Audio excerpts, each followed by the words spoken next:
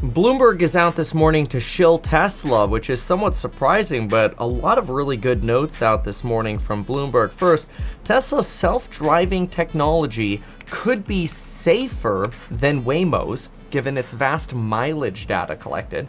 If their crash data methodologies are comparable, Tesla reports about 0.15 crashes per 1 million miles of vehicle miles driven, versus Waymo's average 1.16 crashes per 1 million miles driven.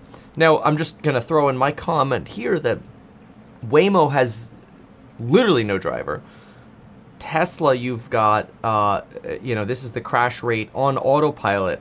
So you have autopilot miles that you're comparing this to, plus a human driver to take over. So a little bit of adjusting probably required there, but that's also a pretty significant difference, right? 0.15 crashes per 1 million miles driven, and Waymo's average being 1.1 crash per million miles driven. That said, you've had substantially more miles driven with Teslas. You've had 3 billion miles driven with Teslas and 22 million Waymo miles. So 22 million Waymo miles divided by 1.16 implies 19 incidents, right? But if I go to Tesla's 3 billion, that's pretty low. 4.5 when you get that. That's pretty dang low. So very, very low on robotaxi-induced accidents there. So you've got a pretty bullish Bloomberg here. Since 2023, Tesla's FSD software has tracked 2.5 billion miles, almost 62 times Waymo's miles. Although, in fairness, also Waymo's only operating in very geo-fenced areas. Waymo's higher incident rate likely stems from its small size, with only 1,000 vehicles versus Tesla's, 1.6 mil. Probably way more by now. Once regulatory hurdles are cleared, Tesla is poised to expand faster than any existing robotaxi, thanks to a sheer volume and linear tech stack. Interesting. So, very bullish piece here from Bloomberg today. They also say that Tesla's vehicles cost 1/7 that of Waymo's. Despite its early lead in robotaxis for Whimo, Whimo faces a scaling challenge versus Tesla. With about 1,500 vehicles in service after 7 years of operations, its growth remains constrained due to a lack of car-producing capabilities. The discontinuation of its current and only model, the Jaguar I-Pace, forced Whimo to seek new partners. Yet Tesla is already equipped with mass production capability, with full control over manufacturing and a self-operated platform. These are advantages that they're giving Tesla here, this idea that Tesla's manufacturing them. Tesla has their own platform. Tesla self-insures. Waymos don't manufacture. Waymo doesn't have insurance. It's all third-party based. And then the mileage that you've got driven here is substantially larger, obviously, for Tesla. Any robo-taxi company that lacks manufacturing might be replaced if a leader exhibits true scale. That's interesting. So they're basically saying, if you don't have manufacturing, you don't have a moat to protect yourself as a robo-taxi vehicle. Very interesting. They also talk about how Tesla's vehicle costs about 1/7 that of the price of a Whimo, which is somewhat an ode, I feel like, to what Elon Musk said when he said, Waymos, they cost Waymo. There's also this talk about robotics. Humanoid robotics hold the key to a manufacturing future.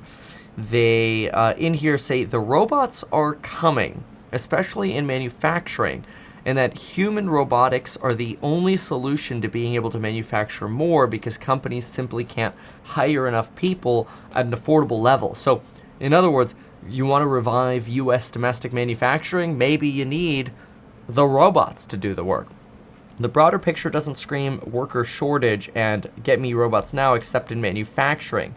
The BLS reported 381,000 unfilled manufacturing jobs in April.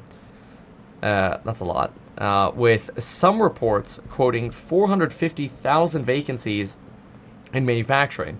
So in a weird way, even though we talk about job vacancies declining, in manufacturing, you have this wide opening of available jobs for people. So you want a job, go into manufacturing. But then again, who wants to work in manufacturing?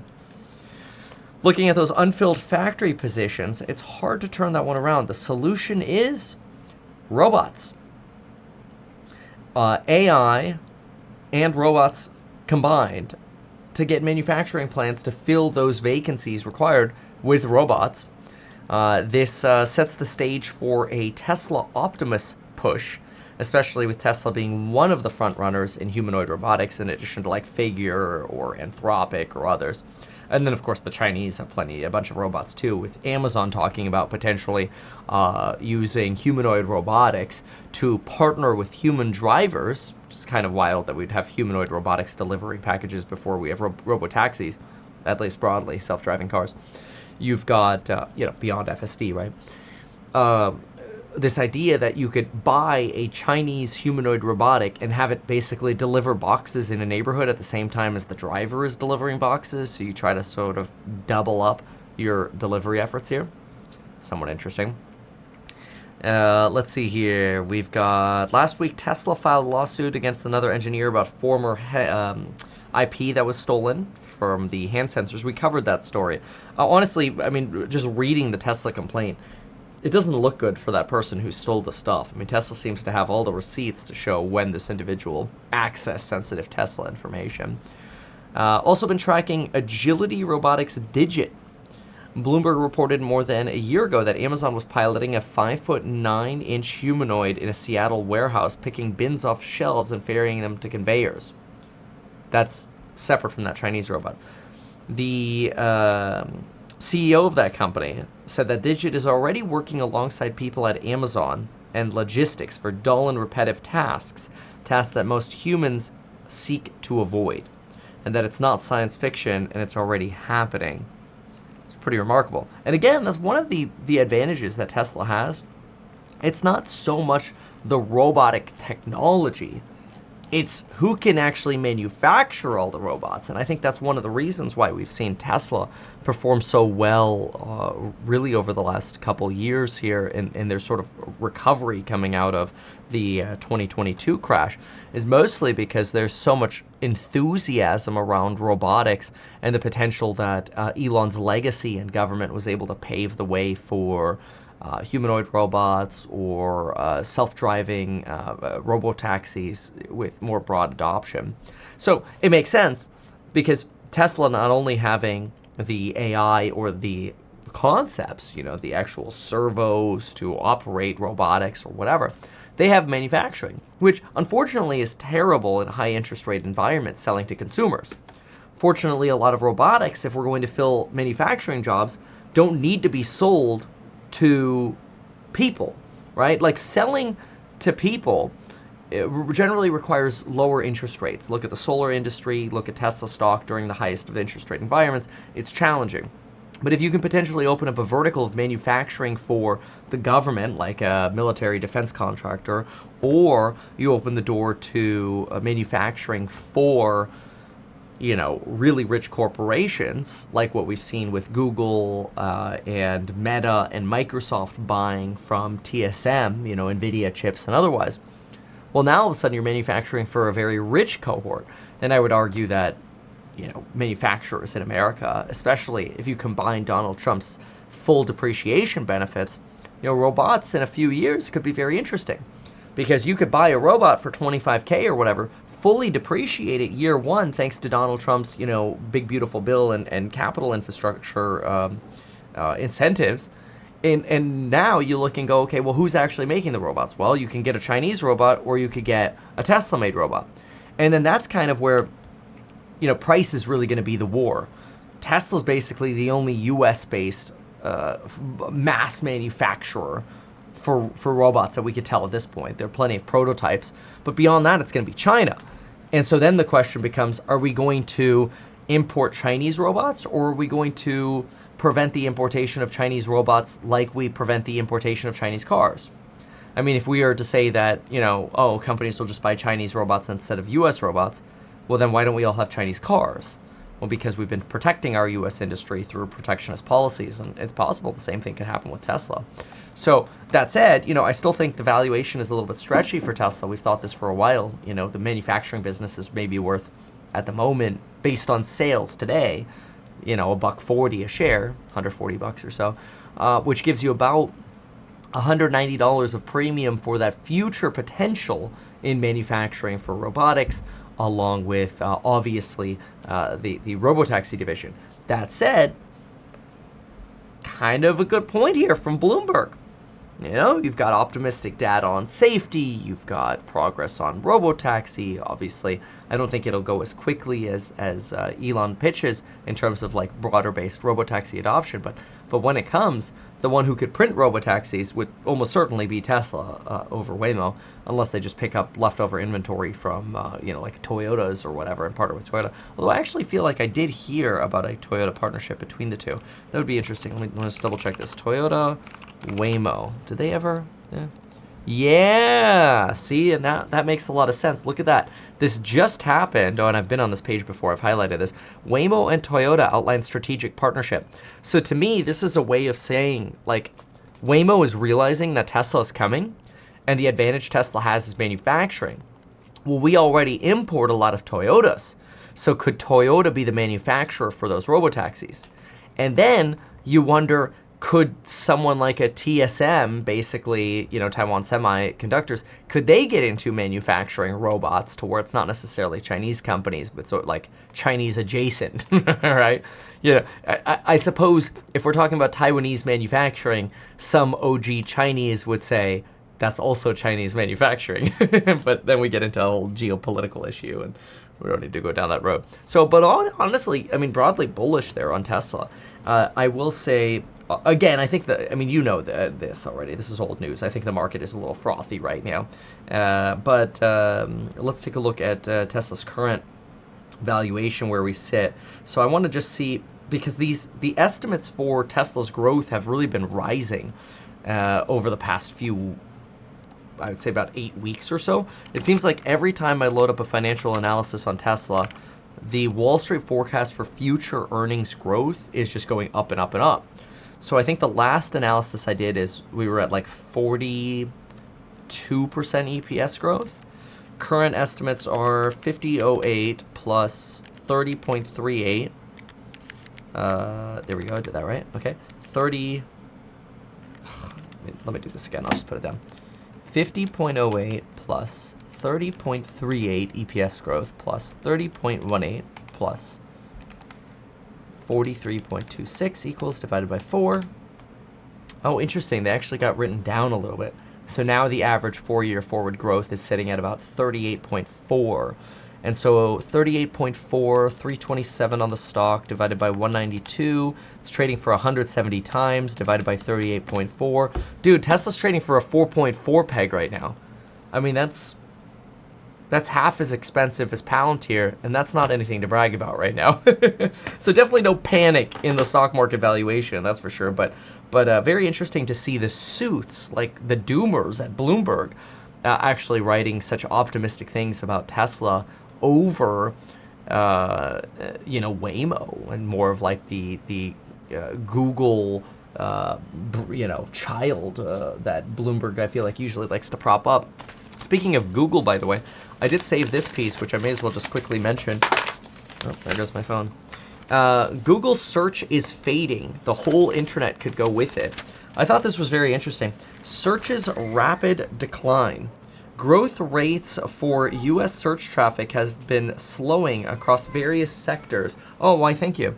For the past year. But the decline accelerated in May across sectors of the internet economy. This has been one of my biggest concerns for Google, is that, Google, like, AI is basically replacing the need for Google search. I feel like this looks a little bright. But anyway, what we have are various different charts. Travel and tourism falling off a cliff in May, down 20.2%. News and media down 17.1%. E-commerce down 19.2%. Finance down 7.4%. Food and drink down 7.4%. Lifestyle and fashion down 4.6%. So, it goes to show that, even though Google runs Whimo, it doesn't necessarily mean they're going to have the greatest staying power, especially since, 56% of their business is reliant on search revenues right now. So, like, in other words, a decline or pain in search revenues could actually potentially limit their funding capability for even other projects. Maybe not. They've got plenty of stock that they could dilute. But roughly 1 in 5 visits to the world's top internet sites begin in search engines. Okay. Oh, that's interesting. For TripAdvisor, it's 58%. And for Yelp, it's 51%. For Wikipedia, it's 63%. Now, that's really interesting because if people are searching in Google less, Yelp could get smoked, TripAdvisor could get smoked, and Wikipedia could get smoked. I totally could see that, because if AI is just going to give you the recommendations, you don't necessarily need Yelp or TripAdvisor or Wikipedia. That's interesting. That's very interesting. AI search engines have replaced about 10% of traditional search so far. This is a Barron's piece, by the way. Google is pushing back by adding AI-powered summaries at the top, and maybe that'll help, or not, because so far the numbers keep going down. Last month, search referrals to the top U.S. travel and tourism sites tumbled 20%. These charts are referrals to those industry websites. The trend is clear. Search is drying up, and Google is no longer the clear-cut way to drive audiences to websites. Business Insider cut 21% of its staff, citing traffic drops outside of its control. Reddit, social media site and source of answers to many random questions, gets 57% of its search, referrals from search, making deals with AI critical. That's interesting. Reddit could get smoked by this. I do see Reddit results a lot for like random questions in the queue in Google, so I could see that. Monthly U.S. search traffic to Schwab.com fell for the first time in at least 2 years, according to SimilarWeb, down 14%. A year ago, search referrals to Schwab were up 179%. Search to Netflix was down 23%, although how many people are actually searching for Netflix on Google? Reddit has become the battleground for the search's future. Stock is down 28% so far this year as people worry about slowing user growth to Reddit. I don't really like Reddit. I like going on there and trolling people in the real estate section, but this is very interesting, and it kind of shows you that, Google as sort of a legacy operator could have some headwinds that actually might, even in my opinion, distract from their Whimo business as they try not to essentially collapse or see the largest and most important portion of their business collapse. So, cool piece by Barron's, and I feel like it kind of connects nicely to this Tesla Doomberg shilling. Anyway, if you found any of this helpful, make sure to get life insurance in as little as 5 minutes, because that makes sense. It's a paid promotion of the channel. It takes you less than 5 minutes to sign up. You get life insurance. You get a 1 million, 2 million, 3 million, 4 million, whatever policy within 5 minutes. You can Apple pay, and Android pay for it. And yeah, it's awesome. Go check it out. All right. Oh, interesting. I don't have the AI mode here, but I have it on this other computer. On a Windows computer, I actually there's a button up here on Google Search where I could turn on AI mode. And it's basically just an opportunity to chat with, the Google AI or whatever. But, and then of course you get this AI overview. So you could, have this conversation in the AI overview. I could go into AI mode or whatever. I think one of the problems though with these AI overviews is not that it's not good. I like them. I think the AI overviews are good for Google. But it's that if people aren't going to this box anymore because this box instead is Perplexity or GPT or Grok, well then, your moat has basically been reduced to that of a commodity, and that's not good for Google. Why not advertise these things that you told us here? I feel like nobody else knows about this. We'll try a little advertising and see how it goes. Congratulations, man. You have done so much. People love you. People look up to you. Kevin Paffrath there, financial analyst and YouTuber. Meet Kevin. Always great to get your take.